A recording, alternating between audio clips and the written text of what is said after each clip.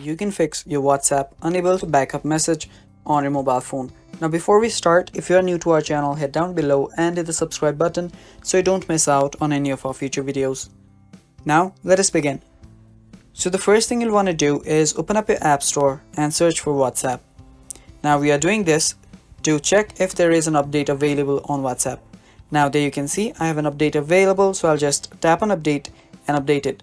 So after updating your WhatsApp, just open up your WhatsApp and go to settings. Now when you're on your WhatsApp settings, just scroll down and just go to your chat. After you're on your chats, you can see the chat backup option.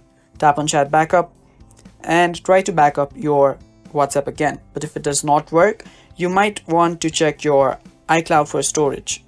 Now to check your iCloud's storage, just go to your settings, go to your Apple ID and tap on iCloud.